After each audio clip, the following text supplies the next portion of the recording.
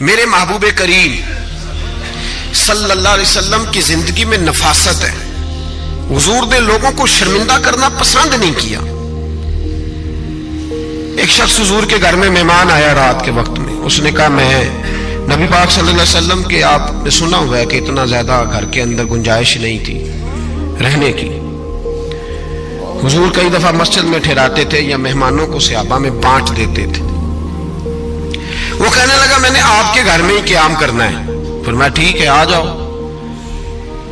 صحابہ کہتے ہیں جتنا بھی 4-5 بکریوں کا دودھ سارے اہل خانہ استعمال کرتے تھے محبوب کا سارا گھرانہ وہ سارا اکٹھا ہی اکیلا ہی دودھ پی گیا. سارا جتنا کھانا تھا اکیلا ہی کھا گیا. رات کو اسے چارپائی پہ سلایا گیا تو کھا اتنا چکا تھا کہ اس کا پیشاب حضور کے بستر پر ہی نکل گیا. وہ جب آلودہ ہوا تو شرمندہ ہوا, اٹھ کے بھاگ گیا. کسی نے دیکھ لیا تو کیا بنے گا. کہتا ہے میں جب کنویں پہ گیا جا کے میں نے غسل کیا کپڑے دھوئے تو خیال آیا میری تو سونے کی انگوٹھی رہ گئی ہے وہاں. اب طبیعت اجازت نہیں دیتی تھی کہ وہاں لوگ کٹھے ہو گئے ہوں گے. یہاں نماز کے دوران اگر کسی کا موبائل بج جائے نا تو پکے نمازی ناراض تو نہیں ہو جائیں گے آپ لوگ. جو زیادہ پکے نمازی پکے ان سے نہیں معافی ملتی. وہ جو کچا پکا ہے بیچارہ وہ شاید کسی وقت معافی دے دے. پکے نمازی نہیں معافی دیتے. کہتے تیرا بج کیسے گیا تو نے سمجھا ہی نہیں. مجھے ایک شخص نے نا ویڈیو دکھائی. کہنے لگا جی تسی بڑی وکالت کر دیا مولویوں دا حال ویکھو. میں ڈر رہا تھا. میں نے کہا پتہ نہیں اب کیا نکلے گا. کہتے میں نے خود ریکارڈ کیا. تو میں نے کہا دکھاؤ. ویڈیو میں یہ تھا کہ نماز امام صاحب نے مکمل کی ہے تو دعا کے ہاتھ پھیرے ہی ہیں انہوں نے تو وہ موبائل لے کے جا رہے ہیں بار بار ٹوٹیوں کے پاس جا کے فون سننا شروع کر دیا. کہنے لگا جی یہ مولویوں کا حال ہے. نماز مکمل نہیں ہوئی فون کان کے ساتھ تو دوسرے کیسے باز آئیں گے. میں نے کہا تو بہت جرم کیا اس نے. تو اس کا پھر کیا اشر کیا آپ لوگوں نے. کہتے نہیں آپ کو دکھانے لو. میں نے کہا پاگل آدمی اس کے گھر سے بھی فون آ سکتا ہے. کہنے لگا نہیں گھر تو مسجد میں ہی ہے وہاں سے کیسے فون آئے گا. تو میں نے کہا اصل میں تجھے پتا نہیں. ہو سکتا ہے اس کی بہن نے فون کیا ہو کہ خامن نے 2 تھپڑ مار کے باہر نکال دیے. تو وہ ایسا وقت ہوتا ہے جب کھڑا نہیں ہوا جاتا بات سننی پڑتی. یار معافی نہیں دیتے. ایک ایک جملے پر ایک ایک حرف پر لوگ اعتراض کریں گے. ایک ایک حرف پر کوئی گنجائش ہی نہیں. حضرت سیدنا انس بن مالک رضی اللہ تعالیٰ عنہ فرماتے ایک صحابی اپنے غلام کو مار رہے تھے تو نبی پاک پہنچ گئے. حضور نے فرمایا اسے معاف کر. اس نے کہا کتنی بار. ایک جملہ نبی پاک نے کہا تو حضرت انس کہتے ہیں میرے وجود کے رونگٹے کھڑے ہو گئے. اسے معافی دے دے. حضور کتنی بار. تو میرے نبی پاک نے فرمایا جتنی بار اللہ تجھے معافی دیتا ہے دے نا اتنی بار. وہ اگر تجھے بات بات پہ پکڑے تو تیرا کیا اثر کرے. سوچنا. اور رب زیادہ قادر ہے تجھ پر. ہم شرمندہ کرتے ہیں لوگوں چھوٹی چھوٹی باتوں پر. چھوٹی چھوٹی باتوں پر ہم احساس نہیں کرتے. احساس کی دولت حسن ہے زندگی میں. اور میرے رسول کا کمال یہ ہے کہ دنیا میں آج جتنا بھی احساس ہے یہ سارا میرے نبی کا دیا ہوا ہے.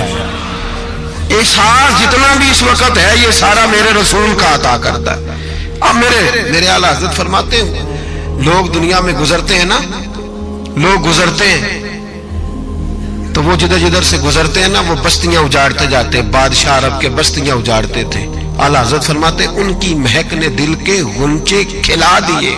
وہ جو جس راہ چل دیے ہیں کوچے بسا دیے ہیں بس جب آ گئی ہیں جوشے رحمت پہ ان کی نظریں جلتے بجھا دیے ہیں روتے ہنسا دیے.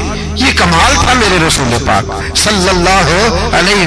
وہ شخص کہتا ہے میں انگوٹھی سونے کی رہ گئی تو دل میں خیال یہ تھا کہ واپس جاؤں گا تو وہاں تو حالات ہی بڑے گڑبڑ ہوں گے. لوگ اکٹھے ہوں گے شرمندگی ہوگی. میں پیشاب کر رہا ہوں بستر پہ حال بڑا سخت ہوگا.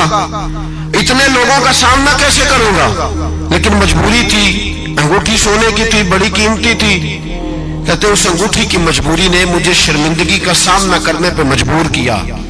اور جب میں آ کے حضور کے کمرے کے باہر کھڑا ہوا تو وہاں تو کوئی بھی نہیں تھا.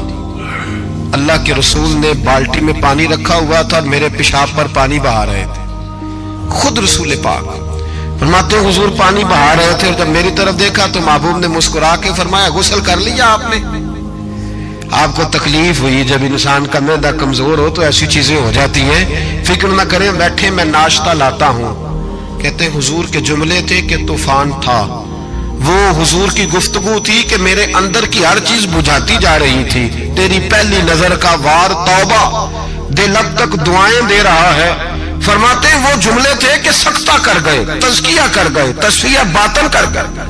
محبوب یہ کہہ کہ گزرنے لگے تو میں نے بازو تھام لیا، میں نے کہا محبوبہ میں زیادہ پڑھا لکھا تو نہیں، سیانا تو نہیں، زیادہ کھانے والا موٹا تازہ آدمی ہوں، حضور میں کوئی انالیسس نہیں کر سکتا، تجزیہ نگار نہیں، باریک نہیں، پر میرا موٹا دماغ بھی مان گیا ہے کہ آپ واقعی اللہ کے سچے رسول ہیں۔ میرا موٹا دماغ بھی مان گیا ہے کہ آپ واقعی اللہ کے۔ وہ گھر گیا اور قبیلے کے ایک بندے کے پاس گیا۔ حضرت انس بن مالک کہتے ہیں جب واپس آیا تو 500 آدمی ساتھ تھا۔ کہنے لگا سونیا میں اکیلا نہیں آیا، ساری برادری سارا قبیلہ لایا ہوں اور سب کو میں نے بتایا ہے کہ دنیا میں جسے میں دیکھ کے آیا ہوں ایسا تم نے کبھی نہیں دیکھا ہوگا، جس کی میں زیارت کر کے آیا ہوں ایسا نہیں تم نے دیکھا ہوگا۔ تو محبوبہ ہم سارے آئے ہیں، پڑھائے کلمہ، ہم بھی آپ کے غلام بننا چاہتے ہیں۔ ہم شرمندہ کر کے بڑے راضی ہوتے ہیں، بڑے راضی، لوگ معافی مانگ رہے ہیں، منتیں کر رہے ہیں، جناب غلطی ہو گیا تو ہوئی کیوں؟ میں تو ایسا ہوں، میں نے تو کبھی نہیں کی، میری مثال دیکھ لو، میں تو، لوگ فوراً دلائل دیں گے۔ او بھائی کسی کو شرمندہ کر کے تجھے کیا ملے گا؟ کسی شخص کو تھوڑی دیر کے لیے جھکا کے تیرے نفس کی کون سی تسکین ہے جو حاصل ہوتی، تیرے وجود کے اندر کون سی؟ اور ناراض نہ ہونا، یہ ہر طبقے کا معاملہ ہے، جتنا کوئی اس کے نیچے ایک آدمی ہے یا 2 آدمی ہے، وہ روب ڈال کے خوش ہوتا ہے، وہ اس کو پریشان کر کے نیچا دکھا کے راضی ہوتا ہے۔ میرے رسول دنیا میں لوگوں کو نیچا دکھانے نہیں آئے، عزتیں عطا کرنے آئے، حضور بلندیاں دینے آئے، نبی پاک نے وقار دیا۔ میں کبھی کبھی پریشان ہو جاتا ہوں جب لوگ آ کے کہتے ہیں نا بچی کی شادی ہے، تعاون کریں کرائیں، تو ایک سوال ذہن میں آتا ہے کہ کس پہلو سے تعاون کریں؟ بچی کی شادی پہ کھانا پکانا فرض ہے؟ بولے تو صحیح، سنا کبھی جہیز دینا؟ کس چیز کا تعاون کریں بتائیں؟ کرنا چاہیے۔ میں اپنی بساط بھر دوستوں کی توجہ دلاتا ہوں کہ یار یہ ضروری ہے، اس کے ساتھ تعاون کریں، لیکن سوال میرا یہ ہے کہ اس میں فرض کون سی شے ہے؟ وری دینا فرض ہے، زیور ڈالنا کس بات کی؟ تعاون کس بات کا کرائیں؟ اگر کوئی ہم سے اس کا شرعی تقاضا پوچھے تو کیا جواب دیں اس کو؟ میرے پاس کوئی استفتاء لے کے آتا ہے تو میں کیا جواب دوں گا؟ اس میں کون سی شے ضروری ہے؟ پھر اگر آپ ناراض نہ ہو تو فکرہ کہہ جاؤں، دل کرتا ہے بچی والوں سے تعاون نہ کرے، بیٹے والے جو غریب مسکین جہیز کے پیچھے بھاگ